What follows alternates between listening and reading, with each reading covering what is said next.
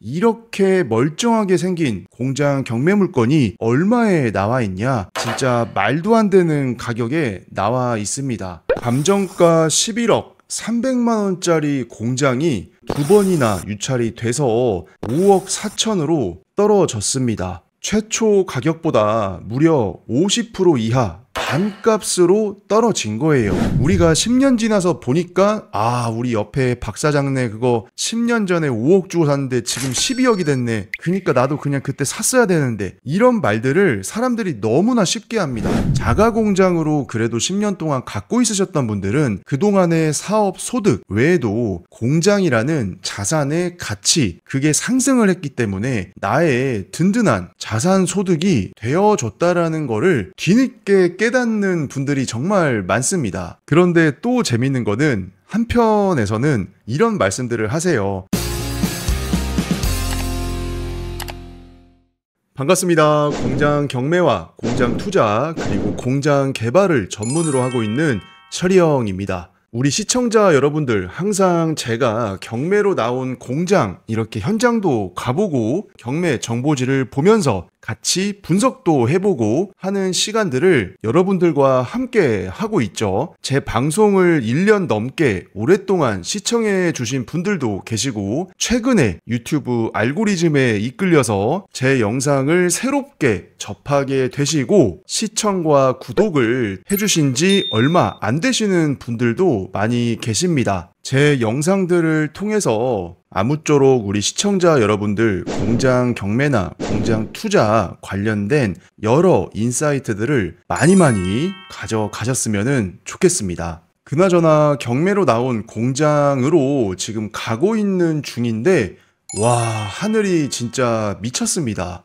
그래서 경매로 나온 공장 물건까지 도착하는 그 길을 저와 함께 드라이브 쫙 해가면서, 우리가 하루하루 너무나 바쁘고 정신없는 삶을 살고 있지만 그래도 이렇게 화면 같이 보시면서 잠시나마 편안하게 드라이브 가는 느낌으로 시작을 해볼까 합니다. 사실 제 방송을 시청해주시는 우리 시청자 여러분들 중에 많은 숫자가 공장이나 창고를 실제로 사용하고 계시는 제조업이나 유통업 대표님들이 많습니다. 그리고 그분들의 관심사 중에 하나는 그렇게 내 사업을 운영을 하면서도 결국에는 내 명의 아니면 내 회사 명의로 된 자가 공장, 결국 내 거 공장을 경매로 저렴하게 취득을 하는 거나, 일반 매매 중에 또 좋은 물건인데 급매물로 잘 잡아서 사업 운영에 의한 사업 소득, 그리고 공장이나 창고, 사옥을 보유함으로 인해서 자산 가치의 상승, 다시 말해서 시세 차익,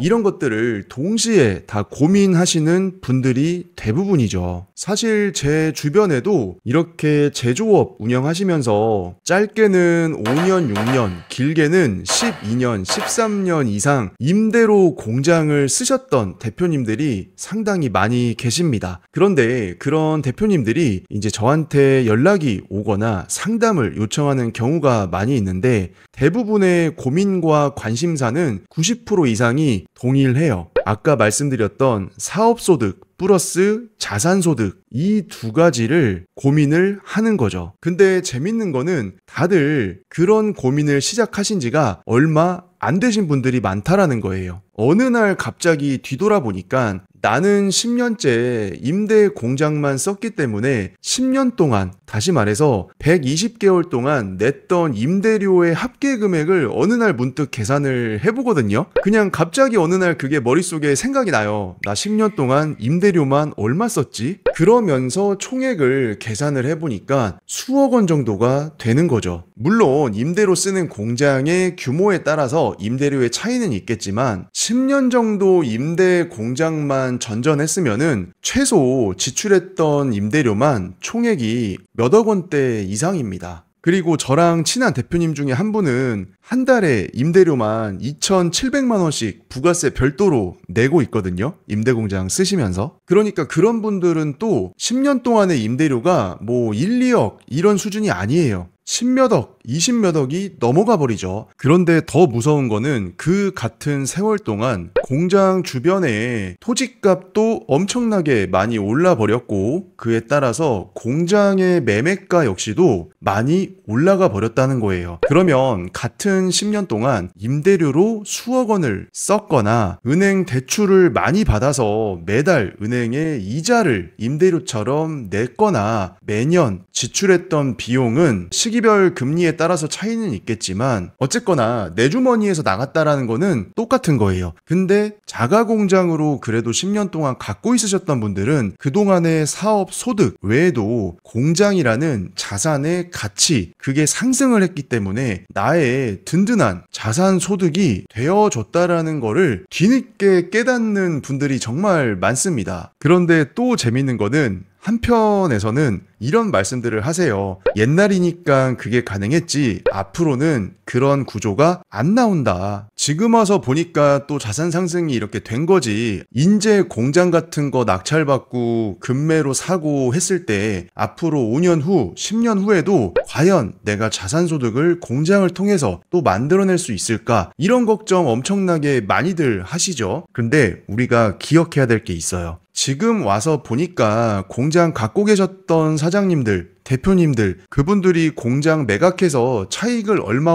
벌었네. 와, 진짜 좋겠다. 이런 것만 사람들이 항상 얘기를 하거든요. 근데 그분들 역시도 10년 전에 공장을 살려고 했던 기로에 놓여 있었을 때는 그때 당시 기준으로 또 불확실한 미래에 대한 불안감이 엄청나게 많았을 겁니다. 하지만 그런 분들은 그 불안감이나 두려움을 이겨내고 뭔가를 결단을 했던 사람들이에요. 그러니까 시간이 지나서 이렇게 자산 상승이라는 열매를 먹을 자격이 있는 겁니다. 그때 당시라고 해서 경기가 안 불안하고 제조업들이 엄청나게 호황이고 모든 분야가 장밋빛 현실과 미래만 이어지는 그런 분위기도 아니었겠죠. 당연히 그때 당시 기준으로도. 우리가 10년 지나서 보니까 우리 옆에 박 사장네 그거 10년 전에 5억 주고 샀는데 지금 12억이 됐네. 그러니까 나도 그냥 그때 샀어야 되는데, 이런 말들을 사람들이 너무나 쉽게 합니다. 근데 그 박 사장님이라는 그분은 본인 공장 매입하고 할 때 왜 고민이 없었겠습니까? 아마 모르긴 몰라도 주변에서도 많이 말렸겠죠. 앞으로 경기가 더 어려워지고 제조업들도 더 어려워질 건데 박 사장 너 어떡하려고 이걸 덜컥 살려고 하냐. 일단은 2년, 3년 임대로 좀 버티면서 경기 전망을 좀 보는 게 좋지 않겠냐. 주변에 그런 식으로 얘기하는 사람이 과연 하나도 없었을까요? 그래서 그렇게 쉽게 덜컥 공장을 매수를 했을까요? 절대 아니거든요. 투자 관련된 명언 중에 하나가 대중과 반대로 해라 라는 말이 있습니다. 청개구리 마냥 무조건 반기 들고 다르게 가라는 게 아니라 세상의 부자는 원래 적어요. 100명 중에 1명인데 나머지 99명이 이거는 아니다. 저렇게 해야 된다. 라고 하면 사실 듣는 사람 입장에서는 부자인 1명처럼 행동하기보다는 99명 다수의 의견대로 움직이는 게 훨씬 마음의 안정감은 듭니다. 그러니까 세상이 참 신기한 게 부자와 가난한 사람의 그 비율, 소수가 부를 독점해가는 상황, 이게 기가 막히게 들어맞는 거겠죠. 우리는 항상 부정적인 생각을 하는 사람들을 멀리 해야 돼요. 그리고 지금은 제 주변에는 죄다 열의 9.8, 9.9명은 다 된다. 긍정적인 생각을 하는 사람들밖에 없습니다. 저도 당연히 그런 사람 중에 한 명이고 어차피 미래는 아무도 몰라요. 하지만 이 세상을 보고 역사를 보면 이 원리를 봤을 때 항상 발전과 혁신과 뭔가가 개발되고 이런 것들은 다 된다, 무조건 된다, 하면 된다, 이 생각을 가지고 몰입했던 사람들이 어떻게 보면 이 세상을 다 발전시켜 왔다라고 생각을 하거든요. 옛날에 우리 발명왕 에디슨 형님도 주변에서는 뭐라고 했습니까? 저놈 저거 반절 정신 나간 놈이다. 이런 식으로 욕을 많이 먹었다고 하잖아요. 근데 그런 사람들이 계속해서 반복되면서 우리 사회는 지금까지 발전해 올 수 있었죠. 자, 그러면 오늘의 경매물건 공장 본격적으로 다 같이 살펴보도록 하겠습니다. 경기도 화성시 장안면 독정리라는 동네에 나온 공장 경매 물건인데 전체적인 토지 평수가 377평에 공장 건물 80평짜리가 하나 들어가 있습니다. 그리고 그 앞에는 50평짜리 천막 공간이 설치가 되어 있어요. 그런데 이렇게 멀쩡하게 생긴 공장 경매 물건이 얼마에 나와 있냐? 진짜 말도 안 되는 가격에 나와 있습니다. 감정가 11억 300만 원짜리 공장이 두 번이나 유찰이 돼서 5억 4천으로 떨어졌습니다. 최초 가격보다 무려 50% 이하 반값으로 떨어진 거예요. 공장의 가격은 평당가로 얘기를 많이 하기 때문에 우리가 평당 가격을 한번 또 체크를 해보잖아요. 1차 신권 11억일 때 292만 원이었습니다. 근데 한 차례 떨어져서 최저가 7억 7천일 때는 평당가가 무려 205만 원이에요. 그러면 기본적으로 장안면 독정리 이 공장 밀집 지역 내에서 멀쩡하게 생긴 공장이라면 평당 205만 원짜리는 현실적으로는 부동산 가서는 진짜 일반 매매로 찾아보기 힘든 금액입니다. 그런데 여기에서 한 번 더 유찰이 돼서 5억 4천이면 평당가가 143만 원이에요. 이야, 그러면은 143만 원이면 솔직히 그냥 토지 가격입니다. 토지 가격. 아무것도 안 지어져 있는 공장 인허가 받아서 공장으로 만들 수 있는 그런 비어있는 땅, 솔직히 그 정도 수준의 가격이에요. 근데 우리 경매 물건은 이렇게 멀쩡하게 또 건물까지 다 지어져 있기 때문에 물론 이제 새 건물은 아닙니다. 사용 승인일이 2014년이기 때문에 대략 한 10년이 살짝 넘은 건물이긴 한데 3차 최저가 5억 4천만 원, 평당가로 143만 원 수준이면은 죽었다 깨어나도 이것보다 유찰은 안 돼요. 그리고 물건을 좀 더 디테일하게 살펴봐야 알겠지만 제 생각에는 2회차 최저가 7억 7천에 가져가더라도 절대 손해보는 가격이 아니었습니다. 오히려 이득을 보는 가격이에요. 일반적으로 우리가 부동산 가서 이 정도 크기의 공장을 이 동네에서 찾아보려고 하면은 평당 205만 원짜리가 거의 없기 때문이죠. 그래서 제 생각에는 2차 최저가 7억 7천에서 소위 이제 물건이 흘렀다라고 얘기를 하죠. 그래서 아마 이번에 3차 입찰에서는 사람들이 2회차 최저가 7억 7천을 기준으로 해서 거의 7억 7천에 근접해서 입찰을 하시거나 아니면 7억 7천을 살짝 넘겨서 입찰을 들어오지 않으실까라는 그런 생각이 좀 듭니다. 경매로 나온 공장의 토지 구성을 봤을 때 본부지 367평이 들어가 있으면서 도로 지분 형태로 10평 정도가 같이 나와 있어요. 그렇기 때문에 진출입로에 대한 소유권 문제는 없는 물건이겠고 토지 모양이 조금 위아래로 길쭉하기는 하지만 그래도 공장 건물을 가장 북쪽에 배치를 하고 나머지 땅 면적을 마당으로 넓게 쓰기 때문에 건물 배치나 마당의 활용성이나 이런 것들은 상당히 좋은 물건입니다. 그리고 들어오는 도로의 폭도 여유가 있었죠. 다만 우리가 평택시흥 고속도로 밑에 굴다리를 한번 들어와서 공장의 마당까지 와야 된다라는 거는 안 좋아하시는 분들도 계실 것 같기는 해요. 아무래도 토끼굴 통과하는 거를 또 싫어하시는 분들도 많이 계시니까.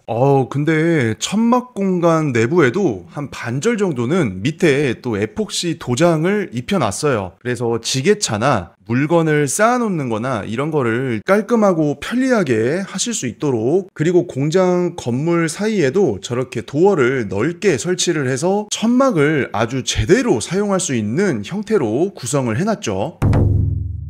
대신 제가 생각할 때 우리 경매 물건의 단점 중에 대표적인 하나는 바로 입지입니다. 입지는 불변이죠. 땅에는 발이 없으니까. 근데 보시는 것처럼 우리 경매 물건의 입지 자체가 살짝 화성시 내에서도 조금 바깥쪽에 속해 있습니다. 경매 물건이 있는 독정리 뿐만이 아니라 옆에 어운리나 밑에 사랑리, 그리고 왼쪽에 조암 시내권, 이쪽 지역들이 전반적으로 임대가 나가는 속도나 매매가 되는 속도가 현재 많이 느린 상태예요. 그만큼 매매 수요나 임대 수요가 현재로서는 많이 약한 상태라는 뜻입니다. 왜냐하면 경기도 안 좋고 제조업들 업황도 좋은 편이 지금 아니기 때문에 이런 상황에서는 공장을 매매나 임대로 찾는 수요가 줄어들겠죠. 그 작아진 수요는 도시 근처에 있는 공장에 먼저 들어갈 수밖에 없습니다. 이렇게 외곽지까지 많이 몰려올 수가 없어요. 그래서 오늘의 경매물건을 평가하고 입찰 여부를 결정하고 입찰 가격을 결정을 할 때 입지 특성에서 오는 매매 수요와 임대 수요의 본질적인 한계, 이런 것들을 좀 잘 감안해서 무리하지 않는 경매 투자를 하는 게 중요합니다. 8월 현재 공장 경매를 마스터할 수 있는 공장 경매 마스터반을 모집 중에 있습니다. 부동산 경매를 통해서 공장이라는 부동산을 어떻게 하면 실수하지 않고 성공적으로 잘 투자할 수 있는지 정확하게 가르쳐 드립니다. 그리고 실제로 공장을 잘못 낙찰을 받으셔서 적게는 몇 천만 원에서 많게는 수억 원까지 손해를 보고 계신 분들도 실제로는 많이 있습니다. 우리가 공장이라는 부동산에 경매로 투자했을 때 정말 실패하지 않는 게 무엇보다 중요합니다. 그래서 공장 경매 마스터 반에서는 공장 예매에 성공하는 방법뿐만이 아니라 공장 경매에서 반드시